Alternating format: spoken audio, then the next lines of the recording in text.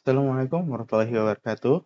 Sebelumnya, perkenalkan nama saya Iqbal Parakasih dari kelas TA 23 dengan NIM 23051204002. Pada kesempatan kali ini, saya akan membahas secara singkat tentang sejarah dari internet.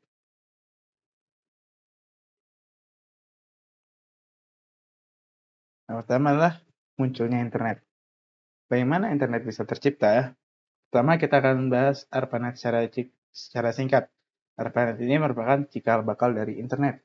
Bermula pada tahun 1969, saat Departemen Pertahanan Amerika memutuskan untuk melakukan sebuah riset bagaimana cara agar beberapa komputer dapat saling berhubungan dalam satu jaringan. Riset yang mereka lakukan menghasilkan sebuah jaringan yang dikenal dengan nama ARPANET.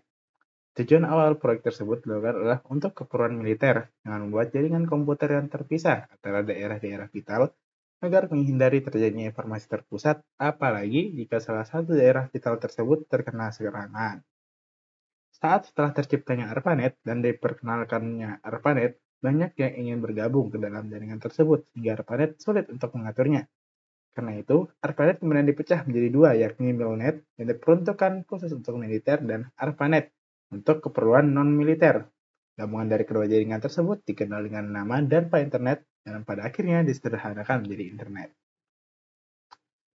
Kemudian ini lanjutan dari chipnya internet, yaitu pada tahun 1980-an, jaringan ARPANET sudah banyak digunakan untuk menghubungkan banyak kampus, namun sifatnya masih terbatas. Dan pada tahun 1982, mulai digunakan istilah internet dan protokol standar TCP atau IP digunakan sebagai protokol untuk jaringan internet. Pada tahun 1986, DNS atau Domain Name System sebagai sistem pemilihan nama alamat jaringan komputer mulai diperkenalkan. Dan pada tahun ini juga berdiri NFSNet atau National Science Foundation Network menggantikan ARPANET. Pada tahun 1990, ARPANET resmi dibubarkan.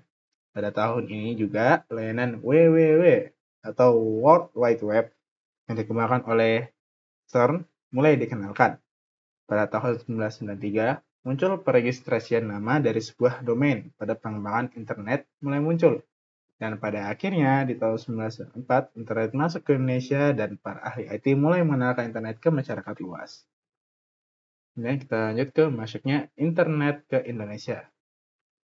Permulaan internet di Indonesia dan penyedia internet di Indonesia pada awal mulai internet di Indonesia. Sekitar tahun 1990-an, internet di Indonesia masih lebih banyak diketahui sebagai paguyuban network, di mana semangat rasa keluargaan, gotong royong, dan kerjasama masih terasa sangat kuat.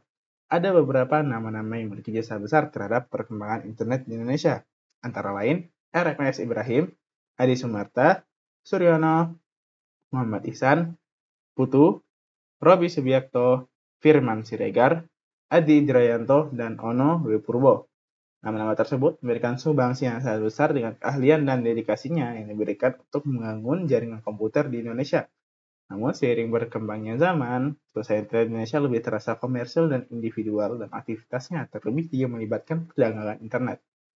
Internet kemudian berkembang dengan cukup baik dan berkat jasa yang diberikan oleh nama-nama tokoh sebelumnya, layanan ISP dengan nama IPTechNet dapat diluncurkan di Indonesia pada tahun 1994. Dan di tahun yang sama, PT Indo Internet atau biasa disebut Indonet berhasil didirikan dan beroperasi yang menjadi ISP komersial pertama di Indonesia dengan memanfaatkan lisensi dari PT Lintas Arta. Pada saat itu, sambungan awal ke internet Indonet masih dilakukan dengan menggunakan metode dial-up. Ini adalah sejarah awal masuknya internet di Indonesia secara singkat. Berawal dari kegiatan di amatir radio, khususnya di Amateur Radio Club atau ARC ITB pada tahun 1986. Beberapa anak muda ITB seperti Harya Sudira Pratama, J. Jara Pramudito, Suryono Adi Sumarta, dan Ono W. Purbo. Mereka berguru dengan beberapa senior yang ada di amatir radio seperti Robi Subiakto, Ahmad Zaini, dan Yos. Yang pada akhirnya mereka mengembangkan sebuah teknologi paket radio TCP/IP yang kemudian diadopsi oleh rekan-rekan BPPT, 8, UI, dan ITB. yang kemudian menjadi tumpuan paguyuban net di tahun 1992 sampai 1994. Orang pertama yang menjadi koordinator IP pertama dari AMPRNet, Amatir Packet Radio Network, adalah Ruby Subiarto. Dan pada tahun 2000, Onoe Purwo mengkoordinir AMPRNet. Awal perkembangan jaringan paket radio di Indonesia adalah tahun 1986 sampai 1987. Ruby Subiarto orang yang menjadi salah satu pionir yang mengaitkan beberapa jaringan amatir Bulletin Board System atau BBS, yang merupakan jaringan email store dan forward yang mengaitkan banyak server amatir radio agar email dapat berjalan dengan lancar. Kemudian masuk ke materi warung internet atau warnet. Warung internet atau warnet muncul sekitar tahun 1996 sampai 1998. Dari awal munculnya warnet bahkan sampai sekarang tidak diketahui siapa yang pertama kali menyediakan layanan warnet Indonesia. Namun ada salah satu tokoh penting dari perkembangan warnet, yakni Wasantara dari PT Pos Indonesia pada tahun 1997 sampai 1998, yang berawal dari para pionir yang memiliki beberapa komputer terhubung dengan internet disewakan oleh mereka kepada masyarakat dan akhirnya dikenal dengan sebutan warung internet atau warnet. Berdasarkan pertemuan di kantor Dikmenjur pada 25 Mei tahun 2000 dibentuklah sebuah asosiasi, yakni Asosiasi Warnet Indonesia atau AWARI, yang diketuai oleh Rudi Rusdia.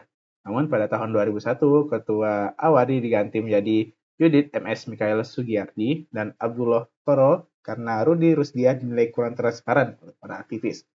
Kemudian Rudi Rusdia bersama Abdullah Koro, Dr. Raswil Idris, Hani Sumakul, dan Adlin Syah mendirikan organisasi baru dengan nama Asosiasi Pengusaha Warnet Komunitas Telematika atau APW dengan fokus utama di bisnis warnet, sedangkan AWARI masih menjadi komunitas warnet saja. Kemudian manfaat internet dan aplikasi internet. Apa sih manfaat dari adanya internet ini? Berbagai macam informasi yang bersifat global dan komunikasi dapat disediakan oleh internet dengan mudah. Bahkan internet dapat memiliki jangkauan yang tidak terbatas dan menyajikan informasi. Sebab itu pula, pengguna internet semakin banyak dan karena didukung juga oleh beberapa sebab, yakni pertama, menyajikan sarana komunikasi yang murah. Kedua, menyajikan informasi yang sangat luas, bahkan informasi yang ada di internet bisa disajikan tanpa batas atau tanpa sensor.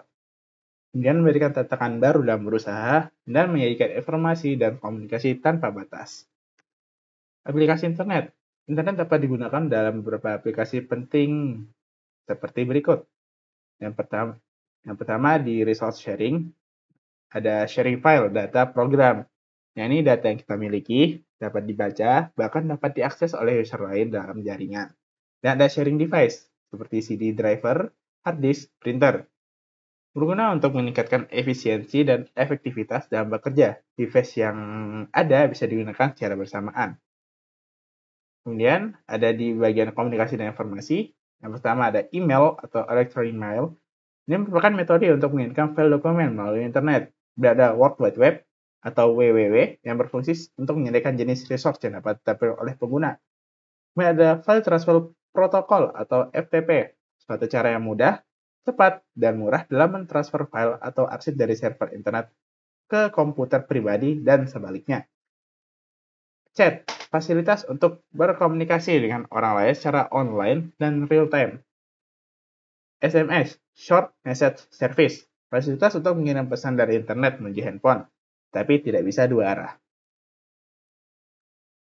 Kemudian ada WAP atau Wireless Application Protocol.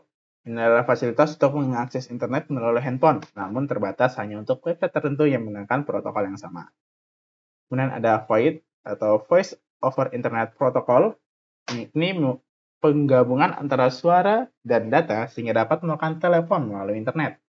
Dan ada teleconference, yakni teknologi penggabungan antara gambar, suara, dan data sehingga dapat melakukan pertemuan jarak jauh, seperti meeting, video call, dan sebagainya. Kemudian ada mailing list, yakni dapat membuat grup dengan email orang lain. Mungkin sekian yang bisa saya presentasikan. Kurang lebihnya mohon dimaafkan. Sekian. Terima kasih. Assalamualaikum warahmatullahi wabarakatuh.